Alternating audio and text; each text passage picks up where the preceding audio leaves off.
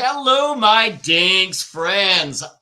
Back from Germany. Man, that was a whirlwind trip. So left on a Monday, got back here on Saturday. I still don't know what friggin' time it is. But guess what? We're getting through it. Guys, welcome to Dentists in the Know. This is your backstage pass for current trends, politics, and education in the dental world. It's live and it's over a cocktail, as always. And as always, I am joined by some of my best friends in the dental profession. And forget about the dental profession. How about just some of my best friends ever? Those people are Dr. Chad Duplantis and Dr. Jennifer Bell. We are all practicing dentists. We are all business owners and we are all educators. And our job is to bring all of you in the know. I'm excited this week because even though Chad and JB like to make fun of me for all that functional dentistry garbage that I talk about, guess what? I've got you guys outnumbered because I've got two of the smartest people in functional dentistry joining us tonight. We have two amazing guests. We have a relative newcomer to the world of dentistry. He's only been doing it for 49 years and practiced for 49 years and recently retired. But this man, Dr. Mackley, has given so much to dentistry, started dental boot camp. I'll get into all the bio when we introduce him later. I just want everybody to stick around because just some amazing guests. So we've got Dr. Mackley and Dr. Pam Marzban, who is really just one of the smartest people I know especially when it comes to craniofacial growth and development. Really, I became very familiar with both of them last year when they were kind enough to ask me to speak at the International Congress of Craniomandibular Orthopedics meeting. They're actually here to talk about this year's meeting, which I'm going to encourage everybody to go to because what a phenomenal meeting that was, and just some of the nicest people that I've ever met, and just really, really bright dentists. Just wanting to do better for the profession. So stick around. We've got some great guests. JB, you got some news for us? Always. Okay, well, do it. All right. Well, as you know, last week was a little bit on the slow side for news, but don't you worry. The government is never at a loss for activity. So we have a few things to chat about. First off, again, just so it's cataloged in the news segment, my dear beloved Wake Forest Demon Deacons are in the College World Series, hopefully making their way to the final last two teams to duke it out for the championship. So if I seem a little off or distracted tonight, it's only because I have a TV off to my right, checking in for the score every now and then. But tonight, let's talk about a couple of things that are going on in the news world. First, there was a bill that was introduced just last week to help veterans and chronic healthcare conditions. This bill was introduced by several legislatures, actually 13 to be exact. The bill is titled Improving Whole Health for Veterans with Chronic Conditions Act. This particular act is actually focused heavily on oral health management for patients, specifically looking at its connection with diabetes and cardiovascular disease. They're hoping to release the program out to the veteran population. And for those oral healthcare providers who are willing to participate in the program for the 4-year study and run that it will last, you may be eligible to receive student loan reimbursement. So this is definitely something that we'll be watching. I've treated veterans in our practice for quite some time. I know others in our community have done so as well. It's such an underserved area of our population. So really glad to see some support coming out for them. In addition, we've talked a lot about medical loss ratio, and I've tried to give you updates on states that have added that particular legislation that will be discussed in the upcoming months. Certainly that will likely come up in this next round of voting in November of this year and also in November of 2024. It looks like right now that we have 12 states that have introduced new legislation for the medical loss ratio to come up and be voted upon in this next election cycle. A lot of that has to do with the success of the Massachusetts ballot question 2 that happened in November of 2022. Some other interesting things came out of New Mexico. They've also added a prior authorization reform, allowing designation of benefit, banned payment by virtual credit card, and restricted third-party network leasing. If you're not familiar with the virtual credit cards, some companies require that they are allowed to pay the EOB allotment to the provider through a virtual credit card, which has fees attached to it as well. And they're trying to eliminate that so that they can get the full value of the reimbursement through the EOB and EFT that's being provided. It looks like Illinois and Minnesota are also bringing forth legislation to prevent the virtual credit card payment option as well. So if you weren't aware, and you get those from time to time, in most states you can opt out of that particular payment method. So if you haven't done so yet, you're tired of getting those virtual credit cards and the fees associated with them, go ahead and make sure you contact your providers to let them know, or your networks that you're working with to let them know you do not wish to be paid in that method anymore. And most states will allow you to be able to do that. But there are other states that are having to put it in actual legislation form. The last thing that has come up over the last couple of weeks, we've talked a fair amount about DSOs and, their market share, et cetera. I do think it was sort of interesting to see some of the leaders in DSOs. A lot of us know about Aspen Dental and Heartland as being some of the top DSOs in the country. But we also have a few that are coming up that are sort of making their way known. One is Specialty Dental Brands. It grew 40% between 22 and 23 by acquiring 101 different practices, or gaining in some way, maybe de novo or acquiring. And then a company called Sonrava Health, which has brands like Western Dental, grew by 36% by bringing on 204 different practices. MB2 was also on the list as well, which I know has become a more well-known brand. So just goes to show you the old guard of Aspen and Heartland may have a lot of growing competition in the DSO market space. And with that, that's your news. Maybe that a great news segment, and we're actually we're experiencing that right now with the VA.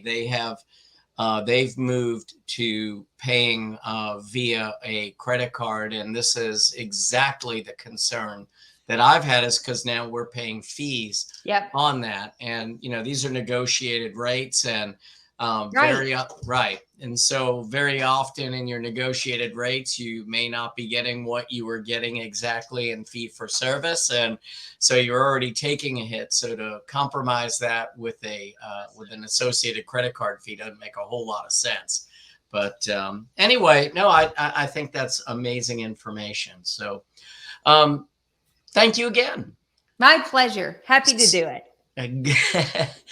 So with that, I don't want to leave our guests waiting much longer, because we have so much to talk about, and the experience and knowledge of these two people is cannot be overstated. As I said, I got to meet Dr. Mackley last year. First, we had a phone conversation, and we knew we were kind of kindred spirits that day during that phone conversation.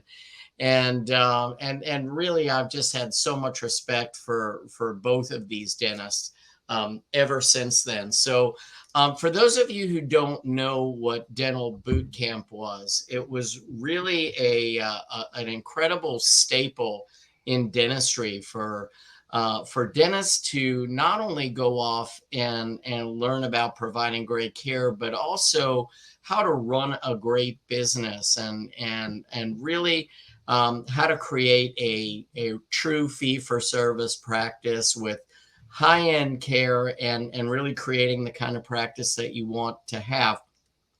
That was created by our guest that is with us tonight. It was founded by Dr. Walter Haley and Dr. Mac Lee, who, as I said, is a relative newcomer to dentistry, only 49 or I guess 50 years ago now, since he's retired for almost a year. He started his practice in Edna, Texas. His family's been there forever. He's also been an advisor to Dr. Mehmet Oz on his television show. That is until he told Dr. Oz that he may have been wrong on a few fronts, and Dr. Oz didn't take too well to that. But that's one of the things, other than being a vodka lover, that I love about Mac. But he's also an executive director for the International Congress of Craniomandibular Orthopedics, which I had the distinct honor of getting to speak for last year. It's an incredible organization. They've got a great meeting coming up that he and Dr. Pam Marzban are going to be talking about. So Dr. Pam, I got to meet at the meeting. We got to meet her on the show last year as well, if any of you were watching, but got to meet her in person. And all I can say is, what a dynamo. I mean, she kind of reminds me a little bit of our JB, Chad, because I don't know how she balances everything that she does, but somehow she manages to do it. So she's been in private practice in Northern Virginia. She's also a fellow of the Academy of General Dentistry. She is on faculty and an associate professor at VCU. Also very involved in the International Congress of Craniomandibular Orthopedics. And, last is she's also an author of a book about craniofacial development. And Dr. Mac Lee actually just authored another book as well about understanding TMJ and temporal mandibular disorders. So other than that, I realize that neither of you know much about dentistry, but we thought we'd have you on anyway. And what an honor it is to have both of you here. Welcome again, and it's great to see you both. Thank you. Thank you, sir. Great to be here. Great to be here.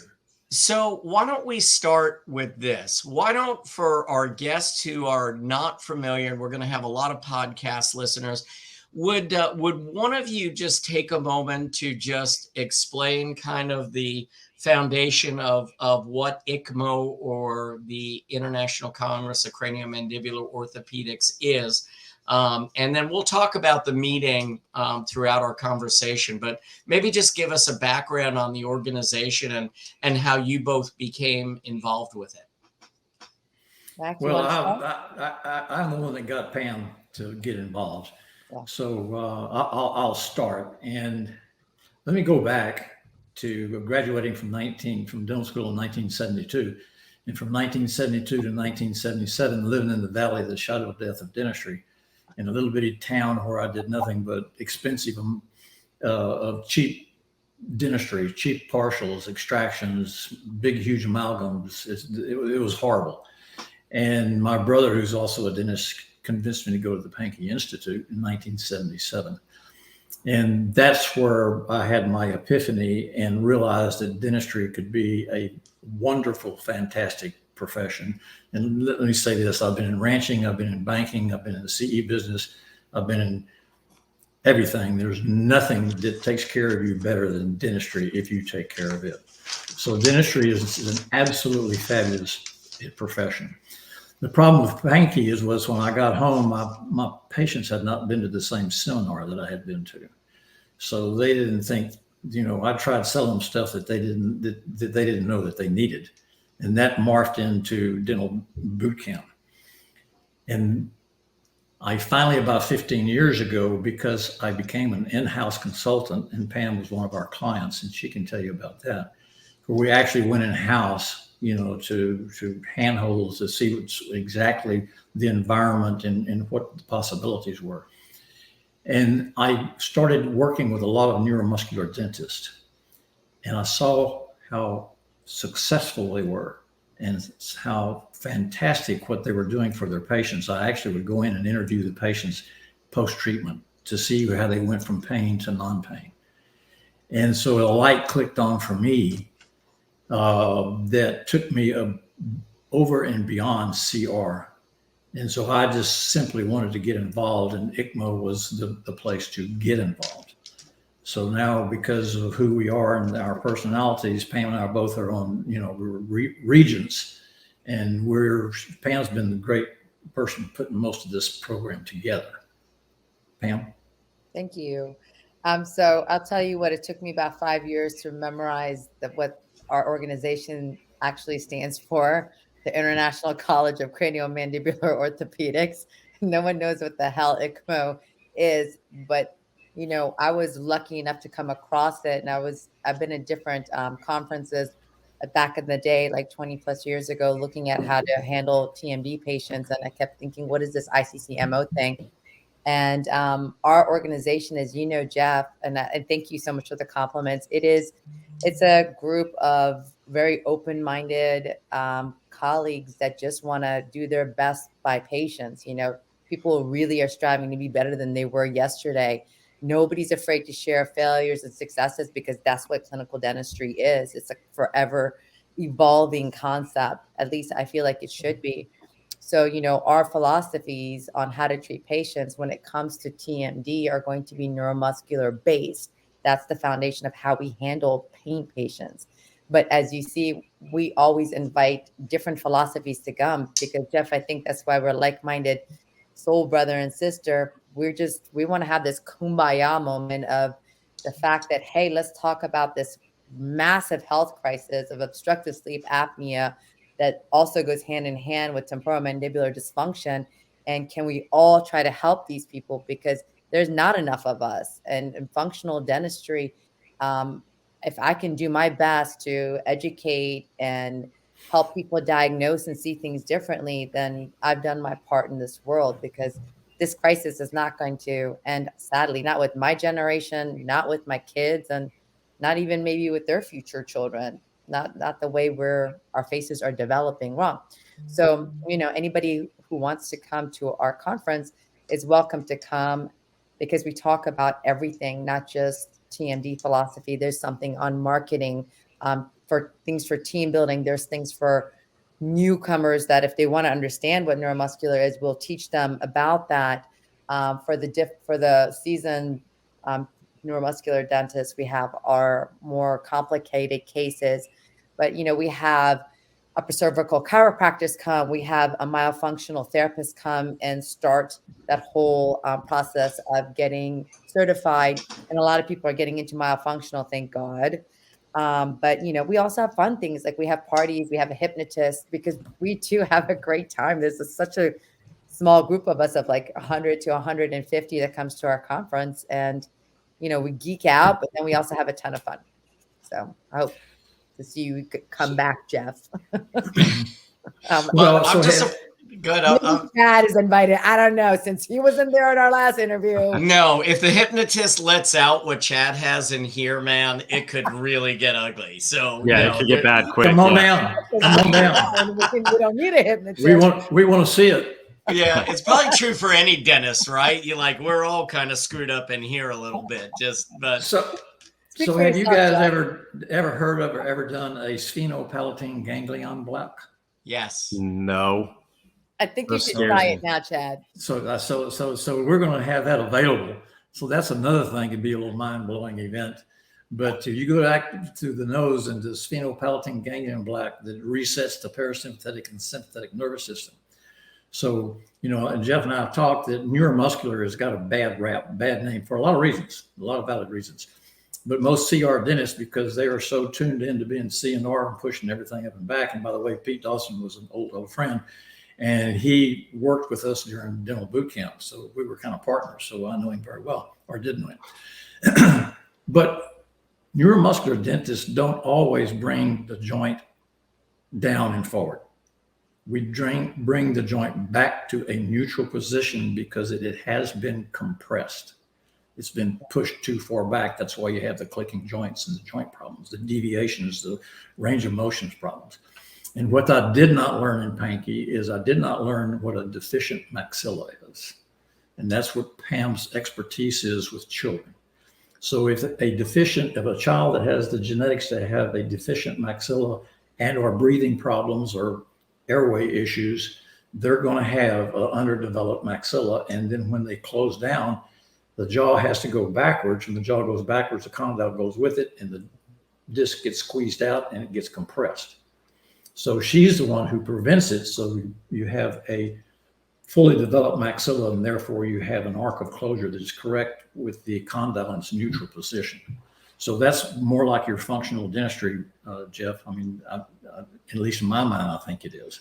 No question. And you know, one of you said a couple of things that I think make me think and make a lot of other people think. So I really have, I have a problem with the CR term. And this is one of the things that I always talk about in my courses is really CR means, depending on where you learned, even though there is a true definition in the glossary of prosthodontic terms, it really means something very different to everyone.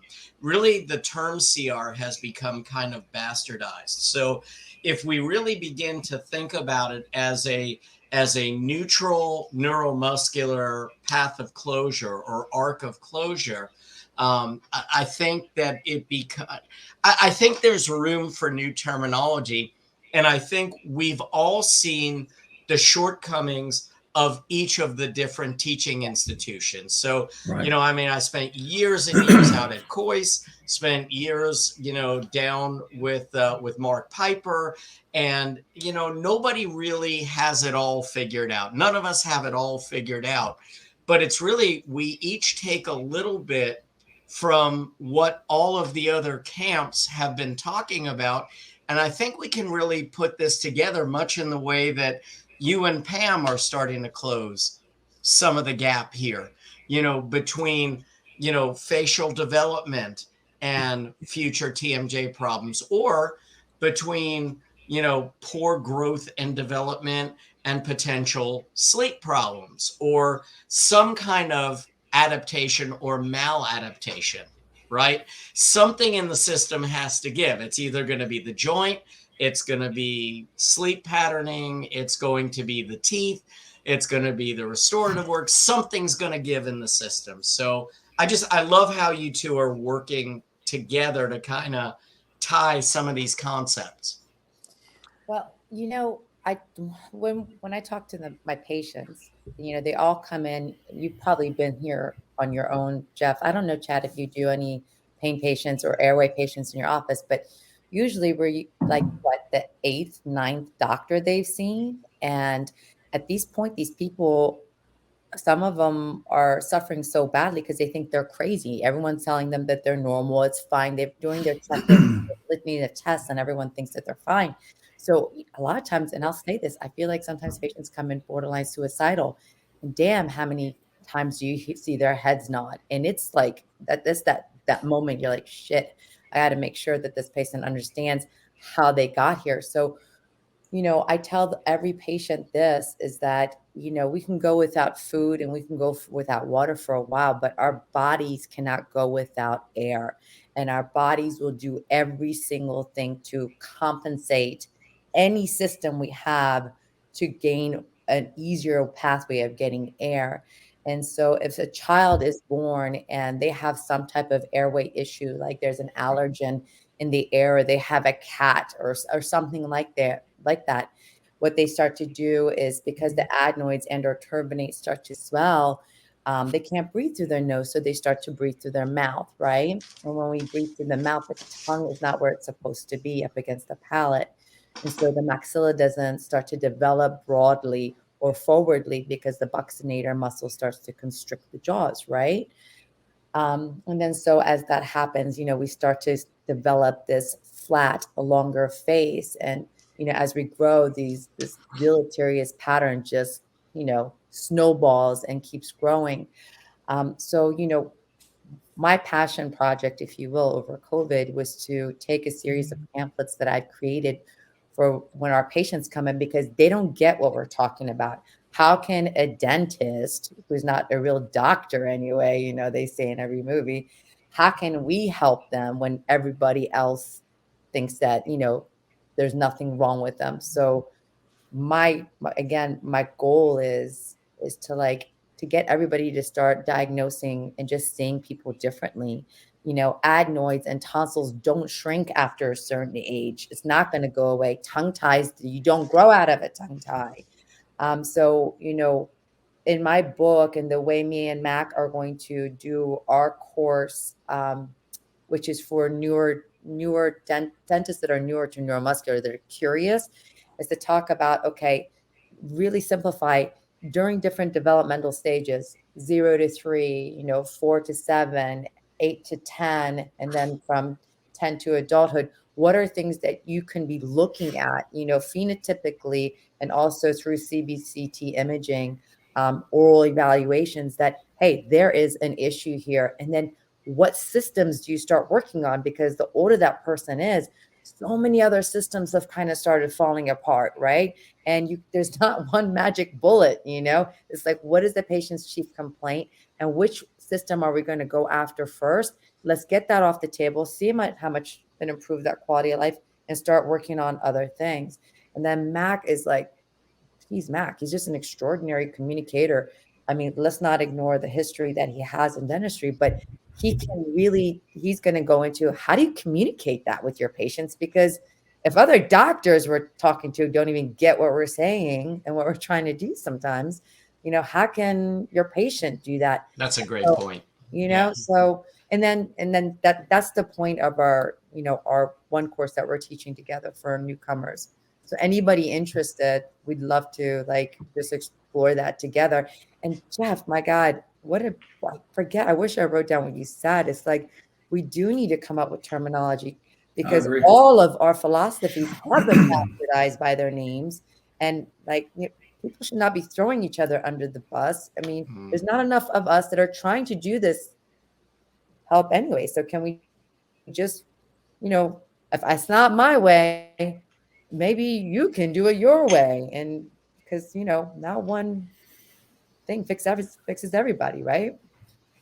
I have a question for both of you. I talk so much. No, I love it because honestly, the whole explanation that you gave just a minute ago was like more than I learned in dental school and in my professional career about development, the adenoids, the tonsils, the buccinators, you know, caving in the palate. I'm like, holy crap, this all makes sense. Oh, I kept it short.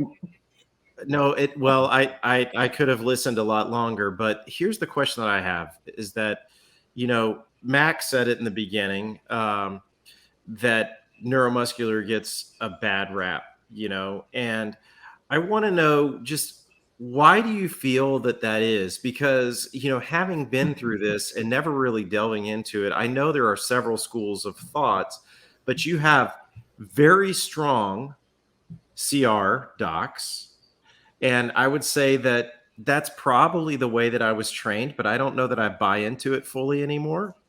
And then you have very strong neuromuscular docs. And I noticed, you know, Pam, that you're an LVI alumnus. And I know that that's a big part of LVI, or it used to be, at least when my former boss was going there. So why is it that you feel that neuromuscular gets such a bad rap? And, you know, feel free to elaborate as much as you can. Okay. So, you know, when you're old, you can say whatever the hell you want to say. Especially when you're retired.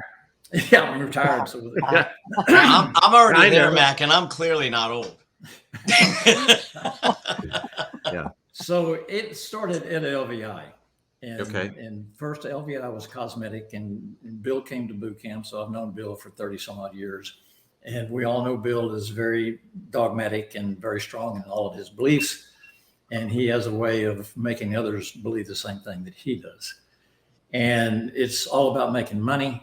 I did neuromuscular dentistry and got people pain-free for 15 years.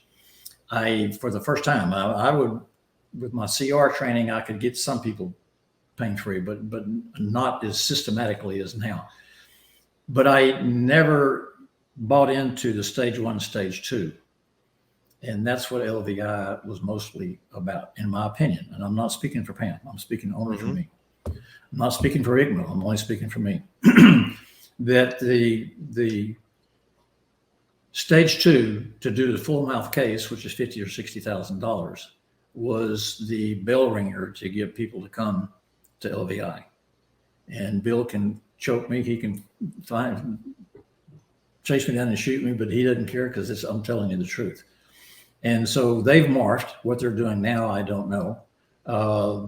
But I can tell you this, if you do a full mouth case, the protocol that they have at LVI cannot be beat by anybody else. They have a fantastic protocol of finding the bite and keeping the bite and being able to rebuild the bite at that exact, I mean, we're talking exact position. So transferring the bite, on a pain case, or even on a broken down mouth, the reason they're broken down is because the relationship of the maxilla and the mandibular are not right. And so they're not closing right. So everything breaks down. So you have a set of gears that don't fit in a car, something's going to break. It's the same way with the teeth. You're either going to have pain, you're going to have joint problems, or your teeth are going to fall apart. So yes, I restored a lot of people, but it wasn't because it was pain. So I never fell into that. But again, I lived in an area that was very rural and poor. So there weren't a lot of people that had that kind of money. So I had to learn to take care of my market. Am I answering your question, Chad? Yes, absolutely. Yes. Did I? Yes, because you've got a different perspective than I do, Pam. So I think, I don't know if neuromuscular alone has a bad rap. I think back in the day, before we were really looking at airway and the sleep crisis that's going on, the different philosophies came out almost like religion.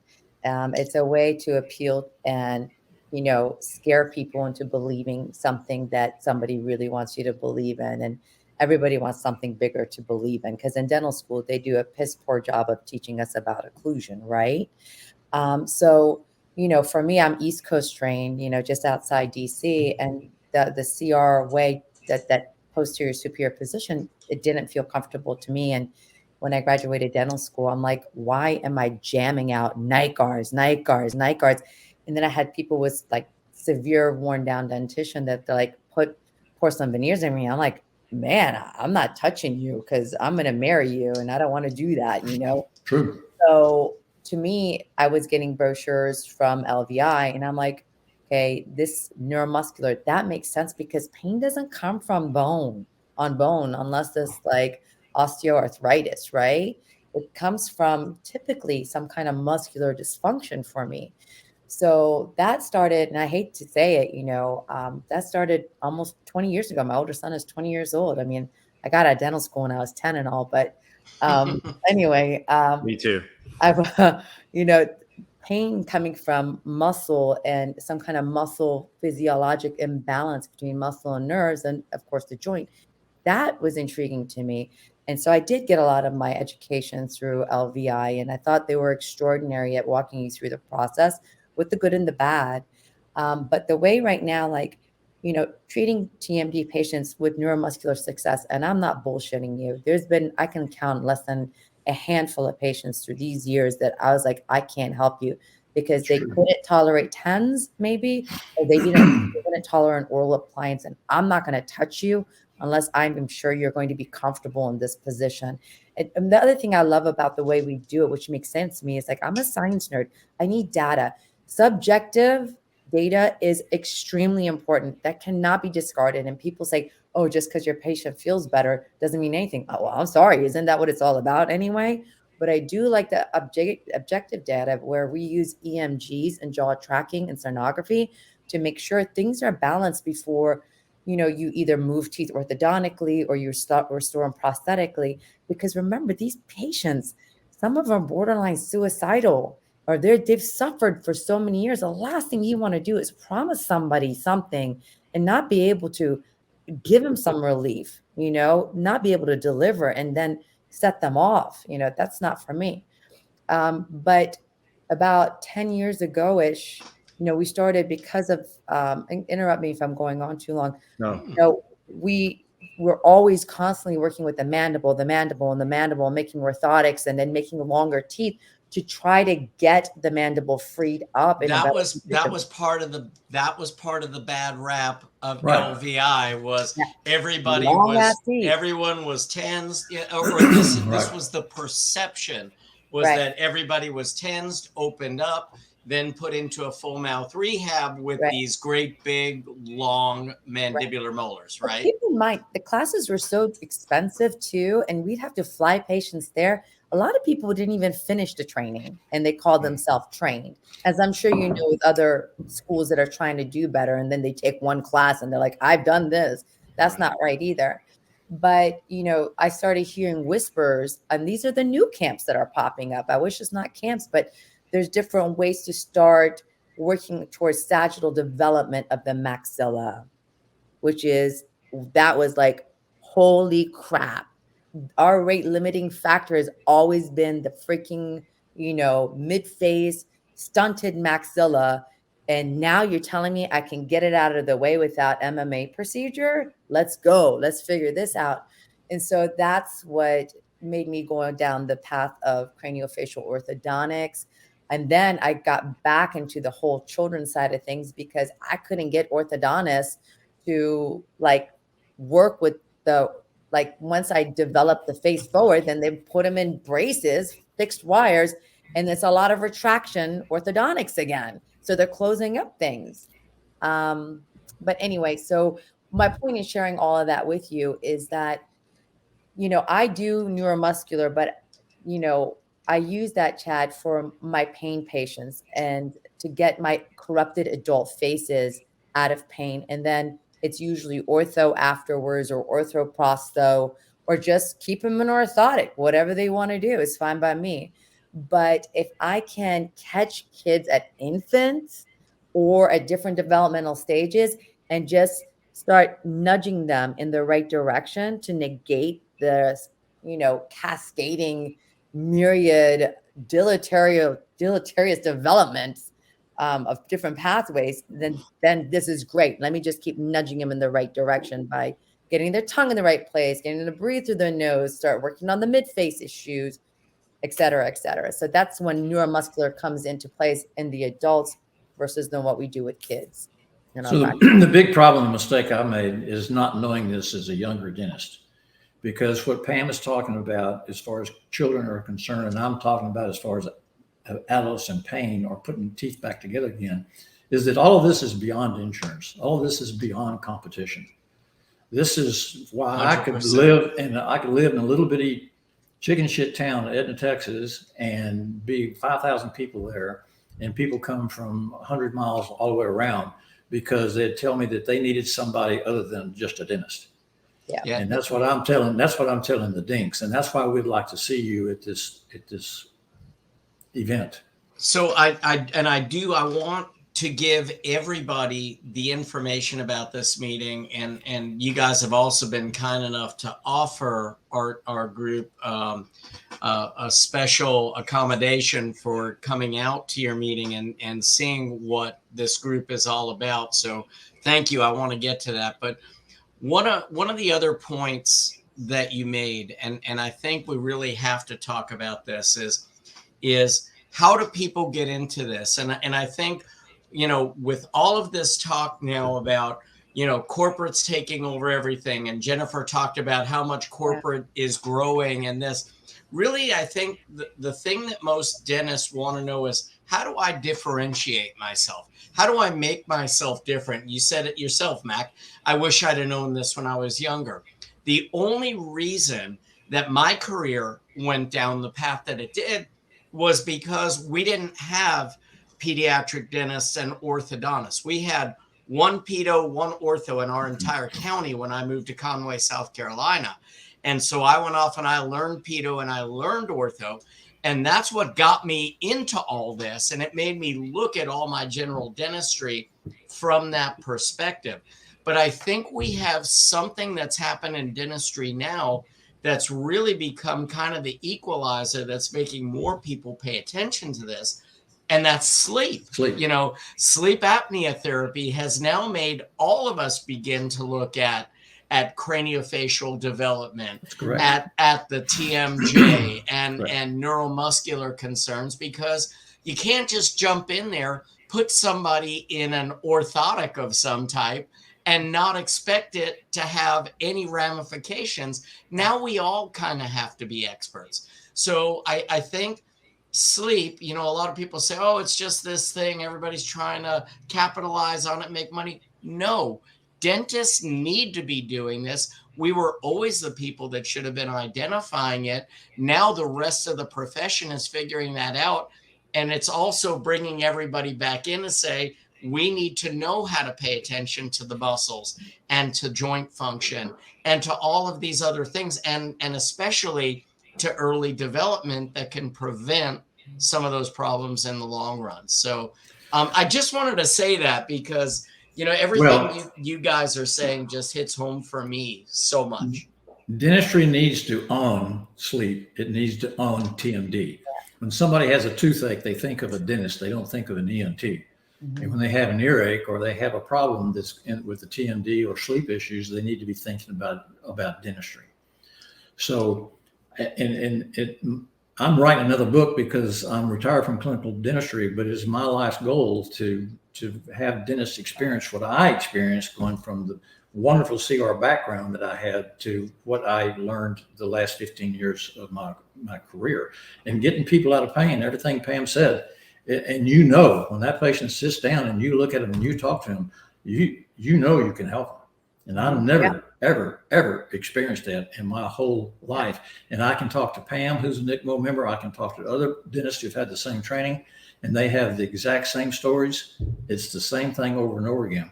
And Jeff, Pam and I have brought new blood to the board of ICMO.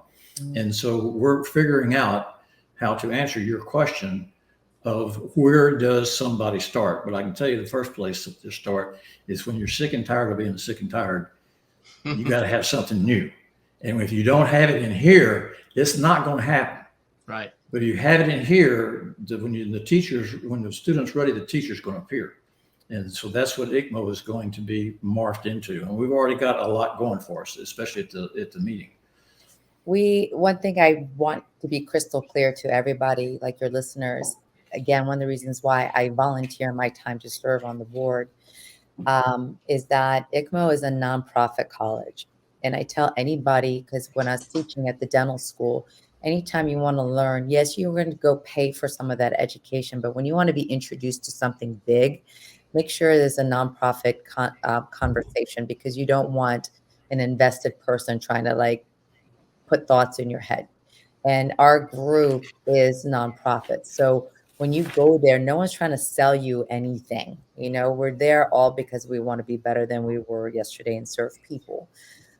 So I want that known about ICMO. And in our group, we are trying to set up a mentorship. So last year when you were there, Jeff, we actually invited the dental students and invited them at a very inexpensive cost, because we want them to learn at coming out that, start looking at these things. This is not like when I was at dental school.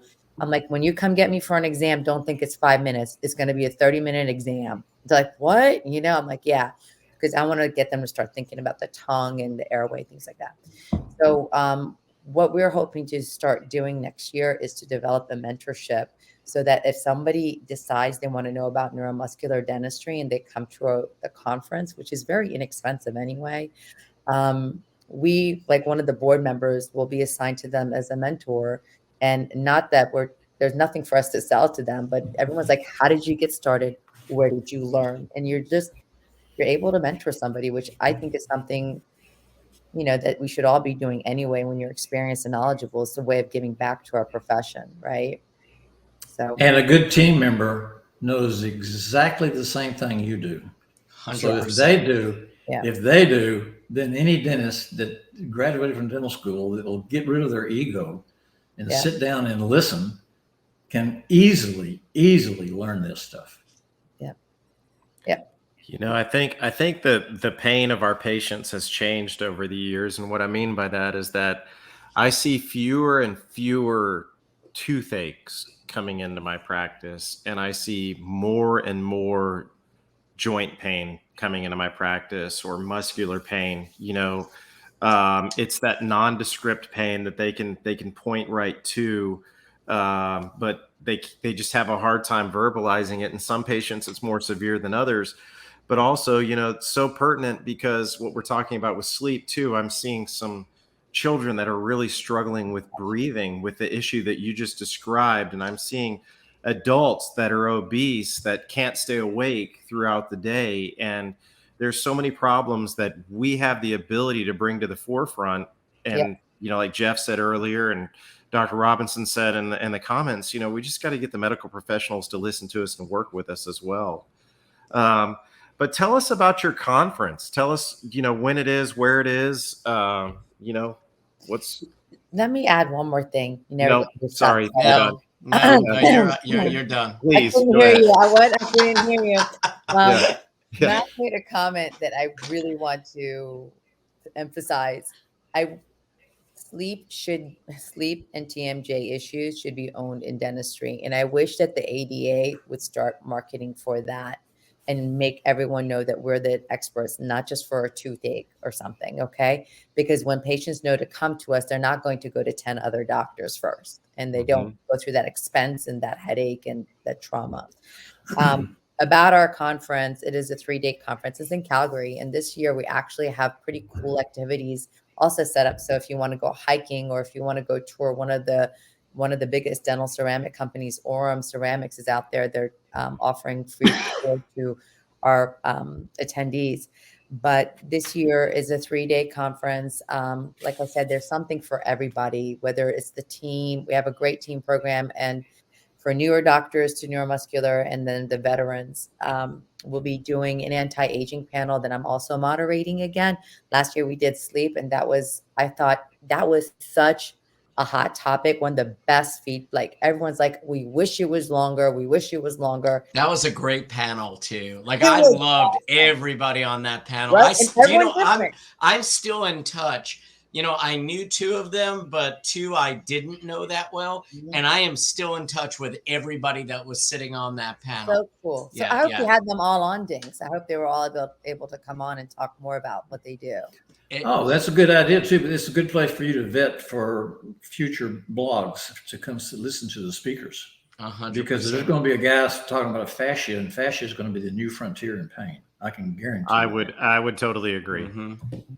Yeah. So we're fascinating. It is fascinating. Oh, very good. No, you didn't, Chad. Very good. But on that one. Thursday afternoon. Thank you. I'm here till Thursday. Try the veal. That was so bad. I was trying to ignore it. So Thursday afternoon, Pam's going to start with how to make a beautiful child more beautiful. And then I'm going to take the ones that didn't get that treatment and how to get them out of pain in a very, very common sense, simplistic manner. It's not confusing at all. It's very easy to understand. And then Curtis Westerson is going to show you the objective way to do a diagnosis and a treatment plan. And it is done with the computer stuff that tracks the jaw and it measures the muscles, how happy they are, how angry they are, et cetera, et cetera. It's fascinating. And I was pretty well self-taught on neuromuscular because I got on the K7. It's got a tutorial on there. And I'd go up to the office on the weekend and I'd hook myself up to the EMGs and the jaw tracker. And I just learned it. Our conference is that the main theme of it is all about anti-aging and what that means in different ways. So I'm going to recuse myself from this part of this conversation. and like our sleep conversation last year, the panel discussion is going to be doctors from different philosophies, and they're talking about like their cutting edge protocols. This is not new. This is not old stuff that we've been doing. This is like people that are on the forefront of, constantly trying to evolve their clinical protocols and treatment, and also like using state-of-the-art equipment to provide their patients with like the best dental facial possibilities alongside of, equilibrium with physiology and giving their patients that balance and fit and longevity they're looking for. So it's like they're talking about how they're doing it in their practices, like we did with the sleep panel, to just like say, this is what works for me. And if you want to know more about it, come talk to me after the panel. And, just to open your eyes to different ways that people are, again, getting great dental facial aesthetics with physiologic balance and longevity to it. So that's the main theme of our conference this year. But like I said, anybody that's wanting to get their T-Mile functional certified, they can come see Sarah Hornsby there. She's not affiliated with ICMO. Again, we're not invested in this. We just value these speakers. They're vetted people. We looked you up, Jeff, and we handpicked these people to come speak at our conference. For your DINGS listeners, if they go to the ICCMO.org website, and if they are wanting to come check out their conference, we are offering them a discounted price of, I think I was texting Tracy, who runs our program. They have to put in the promo code DINKS, DINGS. We thought that was very, helpful. And then what will be their cost of tuition is only $6.99 American dollars right now for a 3-day course. Yeah, seriously. Where is anybody gonna get CE for that kind of money? This kind of CE. I am telling all of you, I attended this meeting. Yes, I was a speaker last year. I have never been so impressed by a group and by the educational content that came from a meeting of this type. That is an incredible thing that you are offering everybody. Thank you. I would agree. Well. If it was 699 Canadian, I'd do it. But I mean, considering it's going to be like 703 US, if it was that, no, I really appreciate you all doing it. And I know that our listeners will too. I was looking at the lineup, trying to figure out the cost so I could post something. And then you said that, I'm like, man, screw it. That's a great deal. So thank you all very much. Good. Really appreciate it. Very welcome. Yeah. I dare anybody to find better CE for that kind. Thank you so much for doing that. I mean, I hope everyone will take advantage of that, because that is just amazing. And if any of your listeners have any questions, I think I can speak for anybody on our board, including Mac. You can reach out to us through our Instagram, my social. I'm very active on our social media. At least my team is, and they bring everything to me. I don't mind spending a few minutes talking to you. And if you have questions about it, please reach out. Pam Marzban again. I think my Instagram handle is like Dr. Pamela Marzban DDS. Facebook, you'll find me, Dr. Pamela Marzban. It's easy peasy. All right. Yes, and I'm very easy to find. Yeah. Actually, your dental practice still has a Facebook page. Yeah. Did you know that? Yeah. I